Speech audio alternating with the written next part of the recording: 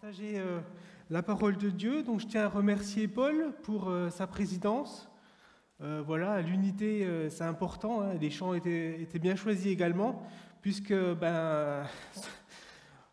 va passer l'éternité ensemble. Donc, autant que ça se passe bien déjà sur Terre, parce que l'éternité, c'est long, ça n'a pas de fin, et on sera tous ensemble. Donc, il y aura personne d'autre, si, d'autres frères, d'autres églises. Donc eux aussi, il faut bien s'entendre avec, nouer des relations, c'est important. Et puis, donc le message de ce matin, c'est sur l'évangélisation. Donc l'évangélisation, c'est quelque chose dont on ne parle pas toujours souvent dans les prédications. Et pourtant, si nous sommes ici présents, c'est qu'à un moment donné, quelqu'un nous a partagé l'évangile. Sinon, si personne ne nous avait partagé l'évangile, je ne serais pas devant vous, vous ne serez pas dans la salle, il n'y aurait pas d'église. Hein. Donc voilà, c'est Ken qui m'a demandé qui m'a donné ce thème à développer aujourd'hui. Il pensait que je serais plus à l'aise que lui pour le faire, mais en fait pas du tout, parce que c'est quelque chose de difficile pour chacun d'entre nous, ça demande beaucoup de sagesse. Et puis, tout d'abord, est-ce que vraiment on doit évangéliser ? Est-ce que c'est une mission que le Seigneur nous a donnée ? Ben oui, puisque dans Matthieu 28, le Seigneur Jésus-Christ lui-même dit « Allez, faites de toutes les nations des disciples, les baptisant au nom du Père, du Fils et du Saint-Esprit. » Donc oui, c'est le Seigneur qui nous demande clairement de faire des disciples. Plus loin, dans le Nouveau Testament, l'apôtre Paul déclare « Comment donc invoqueront-ils celui en qui ils n'ont pas cru ? Et comment croiront-ils en celui dont ils n'ont pas entendu parler ? Et comment entendront-ils parler s'il n'y a personne qui prêche ?» Même chose que je vous l'ai dit en introduction, si personne n'annonce l'évangile, il n'y a pas d'église. Paul, dans son épître aux Corinthiens, va même plus loin, puisque au chapitre 9, verset 16, il indique « Si j'annonce l'évangile, ce n'est pas pour moi un sujet de gloire, car la nécessité m'en est imposée, et malheur à moi si je n'annonce pas l'évangile. » Donc c'est Paul qui parle. Donc Paul, il avait un ministère très spécial. Je ne dis pas que si des fois on saisit pas une occasion de témoigner, le Seigneur va nous frapper d'un malheur. C'est pas forcément ça, c'est lui qui avait vraiment une mission très spéciale. Puisque aussi, au moment où il a été frappé par le Seigneur en allant sur le chemin de Damas, Ananias, le Seigneur dit à Ananias, « Va, car cet homme est un instrument que j'ai choisi pour porter mon nom devant les nations, devant les rois et devant les fils d'Israël. » Donc oui, clairement, annoncer l'Évangile, c'est nécessaire, c'est une mission que nous a donnée notre Seigneur. Alors il y a différentes façons de le faire, différentes occasions de le faire. Il y a tout d'abord les personnes que l'on côtoie régulièrement, nos familles, nos amis, nos collègues de travail, nos partenaires de sport, bref, ceux que nous côtoyons régulièrement, eux, ils nous voient. Ils voient notre comportement, ils voient ce qu'on dit, et c'est là où on a un témoignage vivant, où véritablement on peut annoncer l'Évangile par notre comportement déjà. Il y a d'autres occasions, des contacts fortuits, par exemple quand on est dans la rue, il y a un SDF, on lui donne une pièce, on lui donne un mot d'encouragement, ça peut être tout simple, ça peut être « Dieu vous aime », Dieu a des plans pour vous. Là aussi, on annonce l'Évangile. Une personne malade, quand on apprend que quelqu'un est malade, qui n'est pas chrétien, on peut lui demander de prier pour elle. Là aussi, un moment de partager l'Évangile. Ou bien un serveur, un vendeur avec qui on sympathise. Donc, avec ma femme et l'association des Gédéons, on a des Nouveaux Testaments, donc c'est l'occasion d'en donner un, de dire voilà, on est chrétien, c'est important pour nous la Bible, et on peut partager l'Évangile. Et puis il y a des évangélistes comme Paul qui ont vraiment un ministère, c'est leur ministère. Et puis il y a les églises également ou inter-églises qui font des actions d'évangélisation. Donc c'est les concerts qu'on organise à certains moments à Noël ou à d'autres occasions, des soirées d'évangélisation. Là aussi c'est un moyen d'annoncer l'évangile. Quels que soient les modes d'annoncer l'évangile, les moments où on partage l'évangile, ce que je vous propose, c'est qu'on étudie le passage de Paul à Athènes où Paul annonce l'évangile aux Athéniens.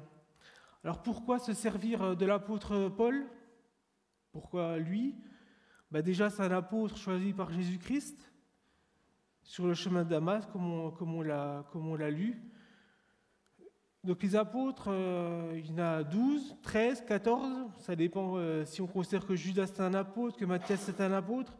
Donc il n'y a pas beaucoup de monde. Des prédicateurs, il y en a des millions. Il y en a des millions, des évangélistes, il y en a des millions. Des apôtres, il n'y en a que 12 à 14. Donc ils ont vraiment leur enseignement, c'est vraiment la base et sur quoi on doit se fonder le Nouveau Testament. Alors dans Galates 2:8, Paul, toujours, un apôtre pour évangéliser les non-juifs, car Dieu a fait de moi l'apôtre des autres peuples, tout comme il a fait de Pierre l'apôtre des juifs. Donc nous, on n'évangélise pas souvent des juifs, plus souvent des gentils, comme on dit, c'est-à-dire des non-chrétiens et des non-juifs. Paul, il a été transposé dans les cieux. Après que Jésus l'ait choisi, Paul, il a véritablement été dans les cieux, été enseigné directement par le Seigneur, au point que le Seigneur Jésus lui a donné un ange de Satan pour éviter qu'il prenne la grosse tête. Donc je ne sais pas si vous imaginez ce qu'il a dû entendre dans les cieux, ce qu'il a dû voir.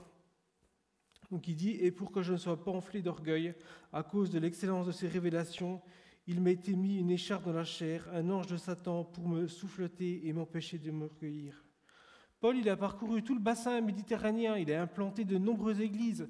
On les lit dans les Actes des Apôtres, dans ses épîtres. Un Corinthien, une église avec qui il avait l'église de Corinthe, avec qui il a eu des problèmes. Il va même jusqu'à dire qu'à quand vous auriez 10 000 maîtres en Christ, vous n'avez cependant pas plusieurs pères, puisque c'est moi qui vous ai engendré en Jésus-Christ par l'Évangile. Donc voilà, il a ouvert de multitudes d'églises.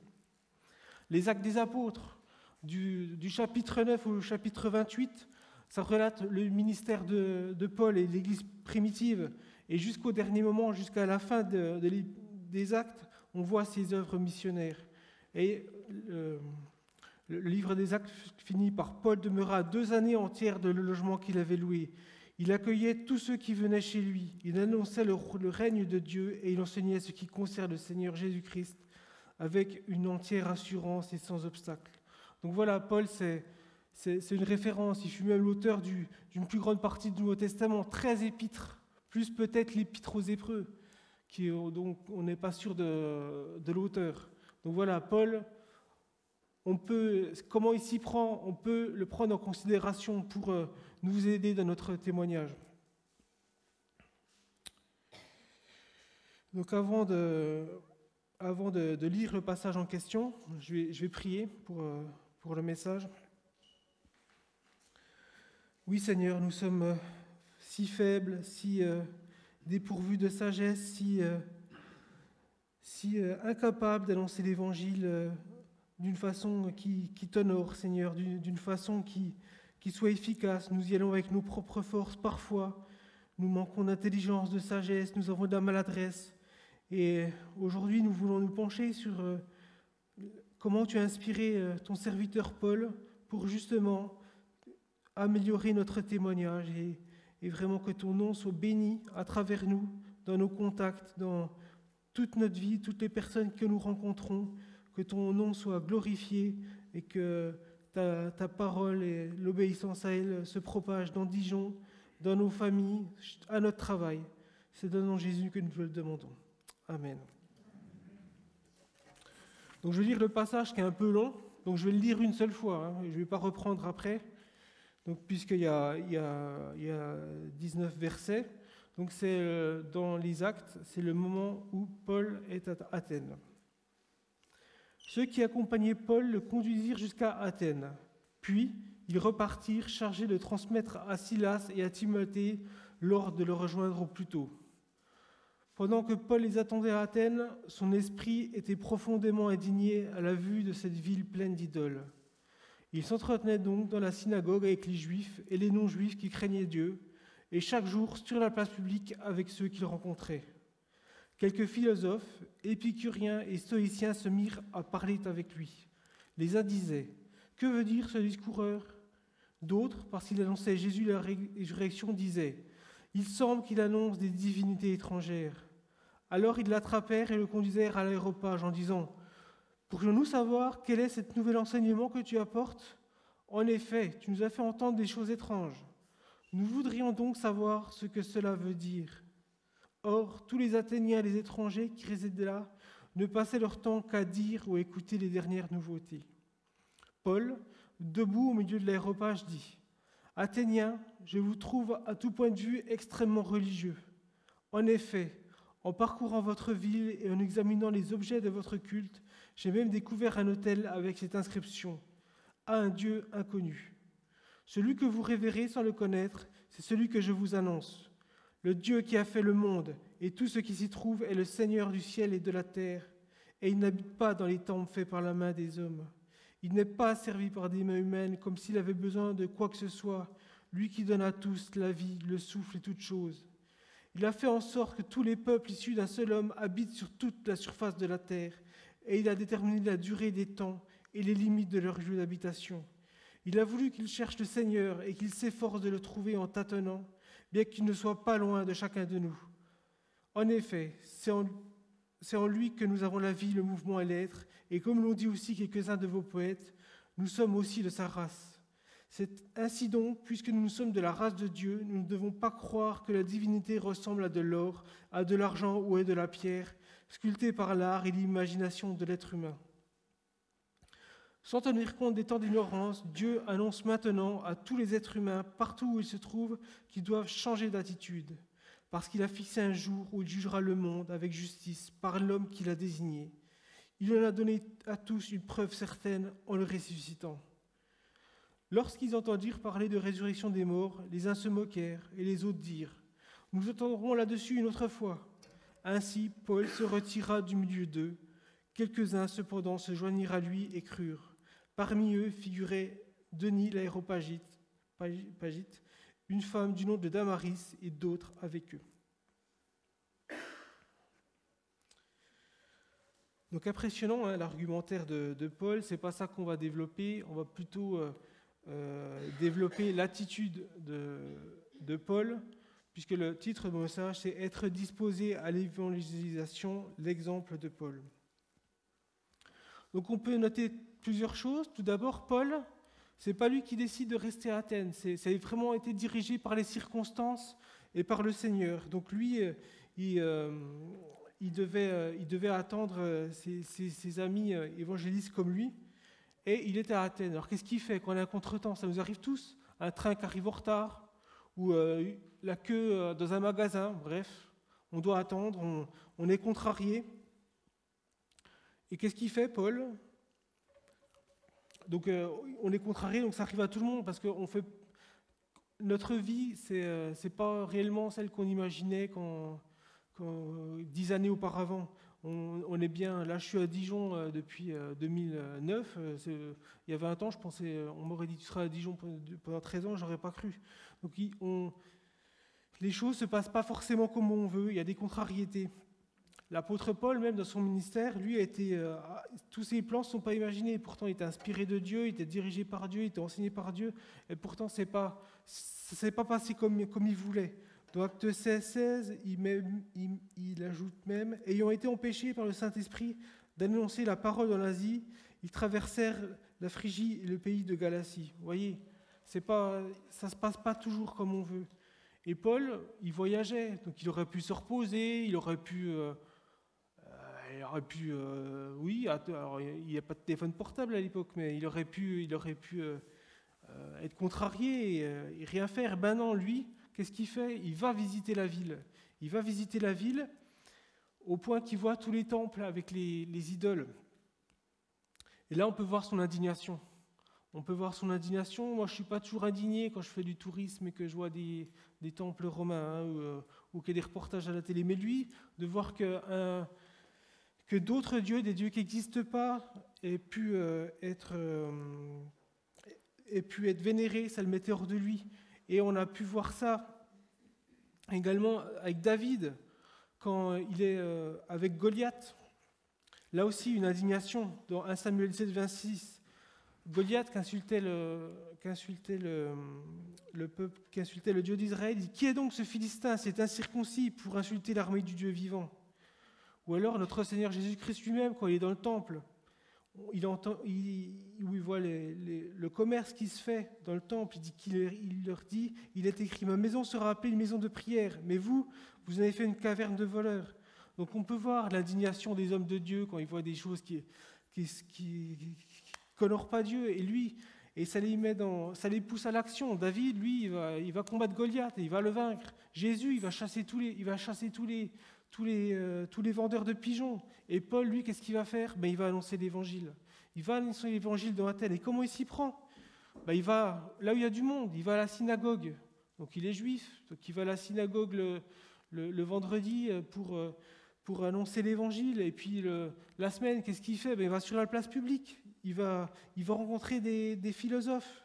Le texte nous dit des épicuriens et des stoïciens. Donc des épicuriens, c'est des philosophies antiques, hellénistiques, grecques. Donc, où schématiquement les épicuriens, ils cherchent le plaisir et fuient la souffrance, alors que les stoïciens, eux, ils essaient d'avoir une attitude d'indifférence face à la souffrance et au plaisir. Mais les deux, que ce soit les deux philosophies, il n'y en a aucune qui est en phase avec la Bible. Et puis il y a d'autres personnes, des personnes polythéistes qui vénèrent les différents dieux. Et puis, donc, qu'est-ce qui se passe? Finalement, Paul, il va à l'aréopage. Mais ce qu'on peut voir, c'est qu'il est conduit par les Grecs. C'est pas lui qui dit je vais aller prêcher à l'aréopage. Non, il a échangé, normalement, et ils ont voulu en savoir plus. Et ils l'ont emmené à l'aréopage. Et c'est ce que le Seigneur, c'est ce que l'apôtre Paul avait dit, demandé aux Éphésiens dans Éphésiens 6, 19. Priez pour moi afin qu'il me soit donné, quand j'ouvre la bouche, de faire connaître hardiment et librement le mystère de l'Évangile. Alors la prière qu'on fait pas assez souvent, c'est quand on a un peu de temps, dire Seigneur, mets-moi quelqu'un en face de moi pour que je présente l'Évangile. Je ne le fais pas souvent, cette prière, mais je l'ai fait quelques fois, et à chaque fois, il y a quelque chose, on rencontre quelqu'un. Je me souviens quand j'étais étudiant à Besançon, j'étais tombé sur un communiste révolutionnaire, voilà, j'avais le temps, on a parlé. Bref, je vous encourage vraiment à oser demander à Dieu de mettre sur votre route des personnes pour annoncer l'Évangile.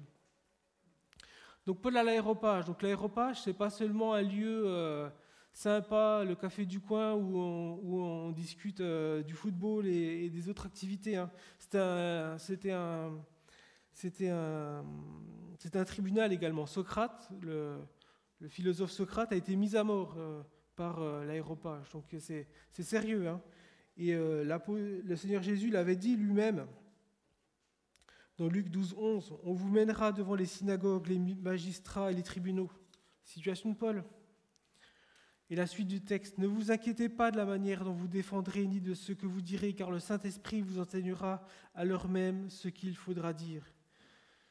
Donc, Paul, il est dans le lieu, il n'y a pas de meilleur lieu pour faire connaître l'Évangile dans Athènes. Là, c'est sûr que tout le monde va connaître la doctrine de l'Évangile. C'est Dieu qui a dirigé. Et il conduit Paul au meilleur endroit pour annoncer l'Évangile. Alors, Paul, dans son argumentaire, tout d'abord, il a du tact. Il n'expose pas la vérité sans respect. Il y a des idoles, il y a des philosophies qui sont dans l'erreur. Il était indigné même, et maintenant il a du tact. Pourtant, dans Exode 20, il a dit « Tu ne te feras point d'image taillée, ni de représentation quelconque des choses qui sont en haut dans les cieux, qui sont en bas sur la terre, qui sont dans les eaux plus bas que la terre. Tu ne te prosterneras point devant elles, et tu ne les serviras point. » C'est exactement ce que font les Athéniens. Mais qu'est-ce qu'il fait? Il utilise la part de vérité qu'il y a dans leur culte. Temple à un Dieu inconnu. Et là, il utilise ça pour annoncer l'Évangile. Alors, dans beaucoup de philosophies, de sciences humaines, de religion, il y a une part de vérité, même si elle n'est pas chrétienne. Il y a des éléments qui sont vrais. Et au lieu de rentrer dans l'arc, enfin, excusez-moi l'expression, utiliser ça, dire bah oui, écoute, nous, on pense un peu pareil. Et après, qu'est-ce qu'il fait Paul ? Paul, il a échangé avec les Athéniens pendant toute la semaine, il a entendu leur point de vue, leurs croyances et tout ça, et il va répondre point à point sur les éléments qui ne sont pas en phase avec l'Évangile. C'est pas ce qu'on va développer là, ce n'était pas l'objet du message, mais il part d'un Dieu unique par rapport au polythéisme, à son omniprésence par rapport au temple, où il faut être au temple pour vénérer. Nous, on prie partout, on peut prier à la salle de bain, on peut prier au boulot, on peut prier à Carrefour, bref, on peut prier partout. Alors que dans beaucoup des religions, il y a des contraintes. Son omnipotence, il peut tout, il n'a pas besoin de nous. La création et la fin du monde et les limites par rapport aux philosophies épicuriennes ou stoïciennes qui étaient plus en phase avec un monde qui a toujours existé. Un Dieu qui se laisse trouver en tâtonnant. C'est vrai, quand Dieu il se laisse trouver en tâtonnant, vous voyez, on discute avec des non-chrétiens, ils nous disent des choses vraies, beaucoup de choses vraies. Pourquoi ? Parce que la vérité, ils finissent par la trouver en tâtonnant avec leur expérience, machin. Et il utilise aussi des poètes grecs, Épéménide et Aratus, que j'ai cités. Voilà, des poètes grecs, donc qu'est-ce qu'ils connaissaient de l'Évangile ? Mais ils présentaient certains aspects qui étaient vrais et il va les citer. Et enfin, le jugement et sa solution, qui était que Jésus-Christ mort pour nous et qu'il soit ressuscité pour notre salut. Donc on voit du tact, la façon d'aborder. S'il aurait été franco, il était dans un tribunal, il aurait pu avoir des problèmes, il n'aurait pas pu développer ses propos ensuite. Et il y a plusieurs observations qu'on peut faire. Tout d'abord, c'est que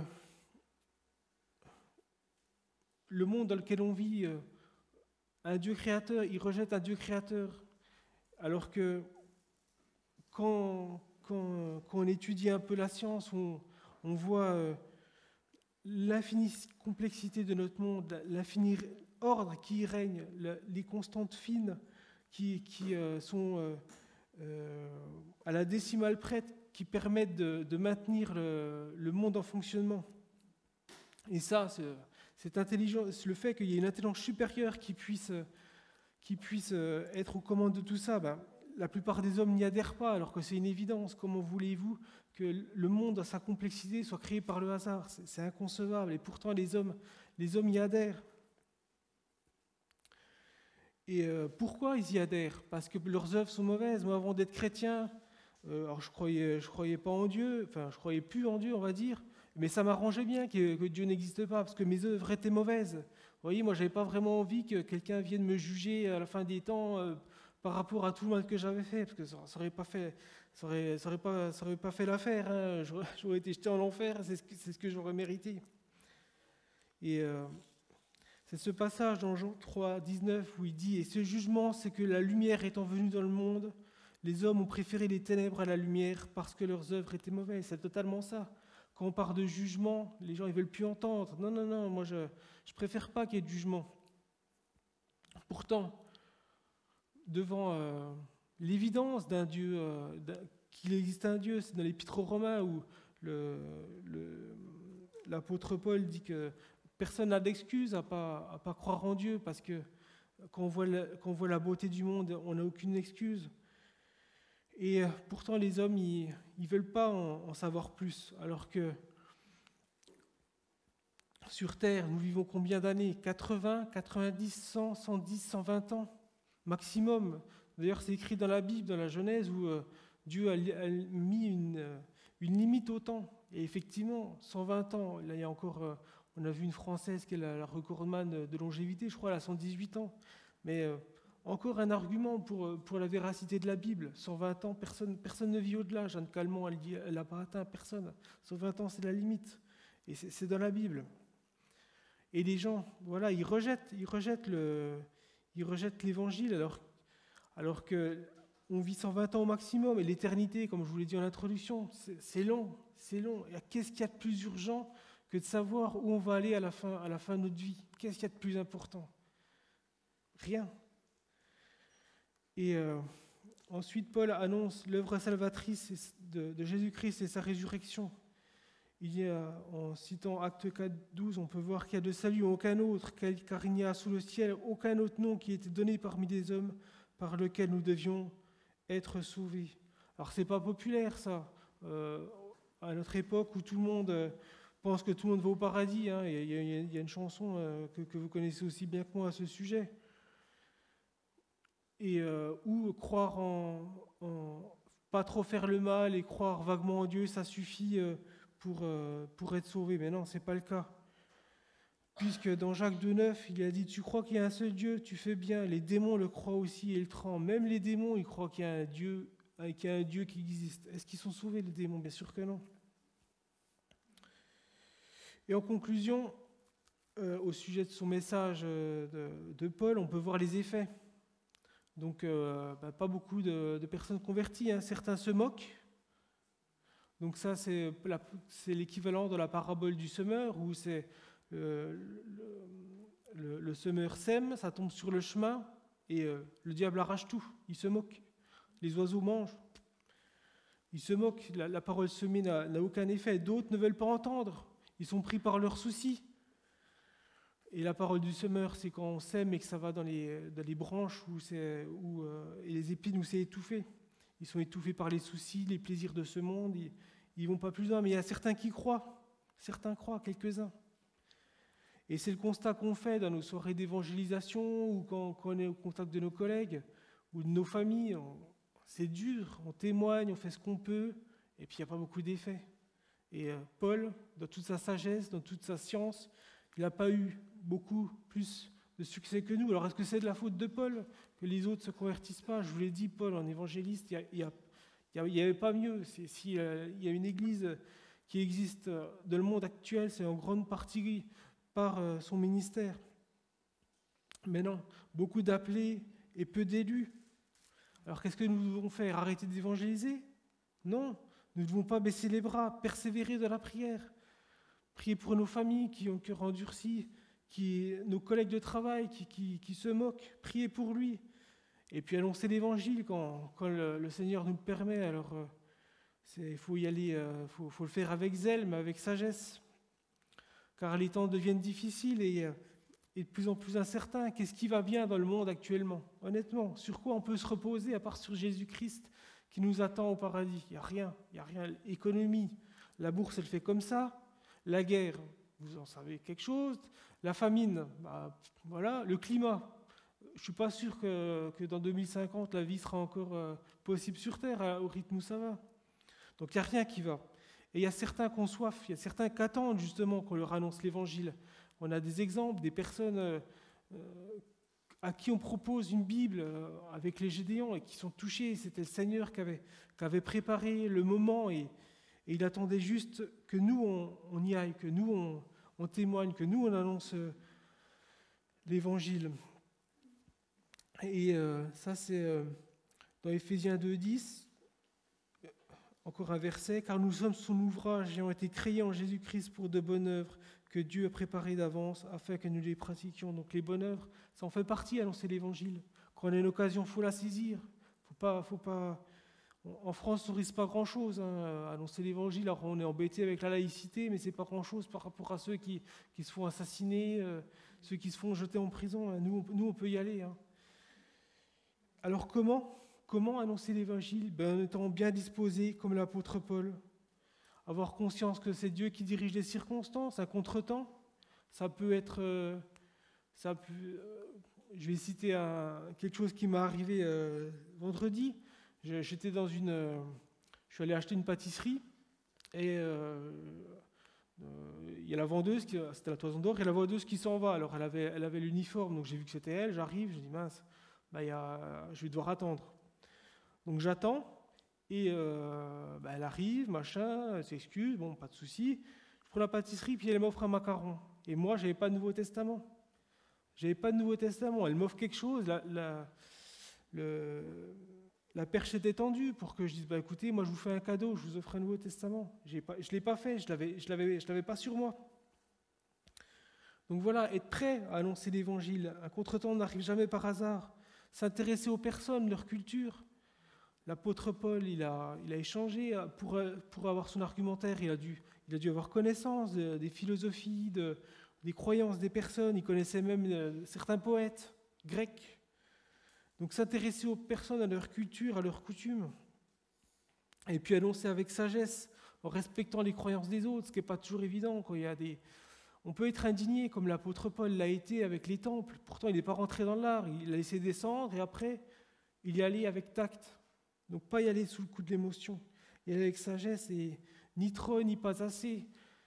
Je vais vous citer un exemple. Au niveau du témoignage, alors je suis médecin, donc au niveau du témoignage dans le monde médical, une association dont je fais partie organise la formation saline.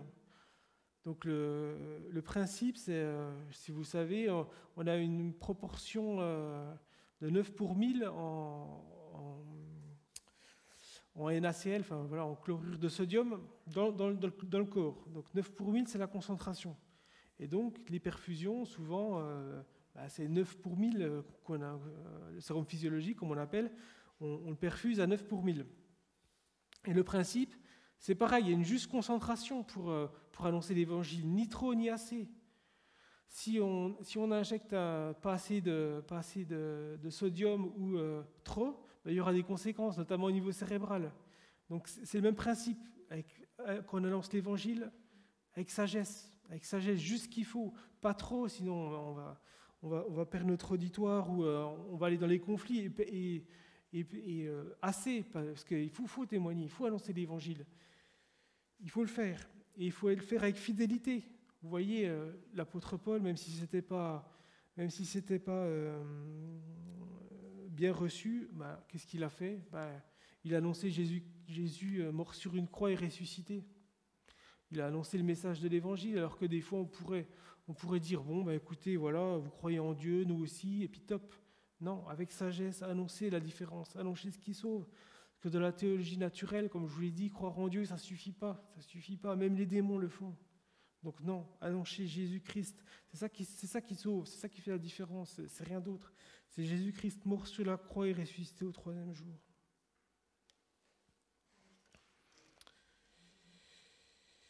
Voilà, donc je vais prier pour finir ce message.